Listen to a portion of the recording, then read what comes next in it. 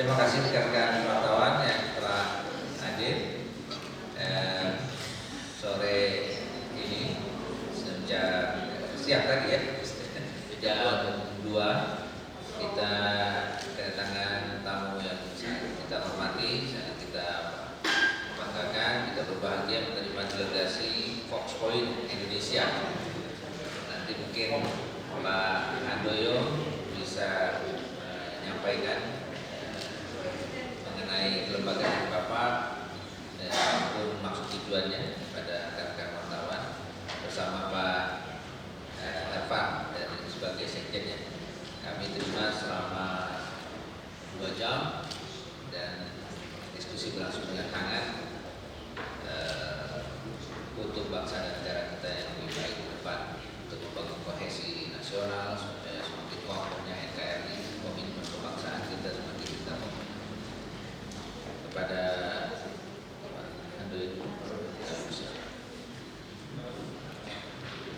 Selamat sore. Kami merasa berterima kasih bahwa kami sudah diterima oleh pimpinan DPP PKS, kebetulan oleh Pak Presiden PKS sendiri dengan jajaran pimpinan DPP, dan kami dari organisasi Ormas Katolik Fox Point Indonesia yang pada hari ini bermaksud melakukan silaturahmi karena menurut agenda ormas kami akan berkeliling di partai-partai yang ada dan kemudian mencoba menjalin kerjasama karena kita sebagai organisasi kader kita ingin melahirkan kader-kader yang Pancasilais, kader-kader yang mempunyai visi kebangsaan dan kader-kader yang mementingkan bangsa daripada hanya kepentingan golongan itu sendiri. Sehingga tadi sempat terjadi dialog dan kami mendapatkan persetujuan dari DPP PKS untuk manakala kami mengadakan kaderisasi, kami juga memanggil teman-teman dari PKS untuk juga mengisi forum-forum kaderisasi kami. Dan kami juga tadi diberikan tawaran karena dari pihak PKS sebagai organisasi kader juga apabila melakukan kaderisasi maka kami juga akan diundang untuk menjadi salah satu narasumber untuk memperkaya, karena bagaimanapun juga saatnya seluruh anak bangsa bersatu membangun Indonesia. Saya rasa itu. Terima kasih Pak Handoyo selaku Ketua Umum ya Fox Point Indonesia.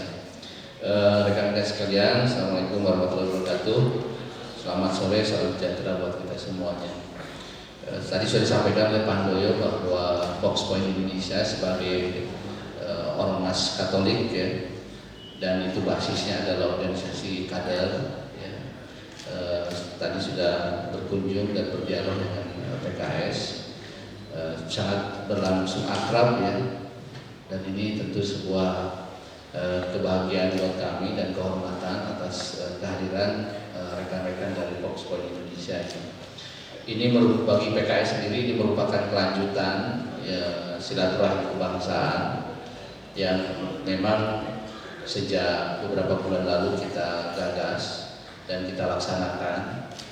Seperti saya sampaikan bahwa silaturahmi kebangsaan ini tidak semata-mata antara partai politik dengan partai politik, tetapi juga kami membangun silaturahim dengan organisasi massa, baik itu keagamaan maupun non-keagamaan. Dan ini saya kira merupakan dari sisi organisasi keagamaan yang ketiga ya, setelah Muhammadiyah, kemudian Dewan Gereja Indonesia, dan yang hari ini dari organisasi massa Katolik.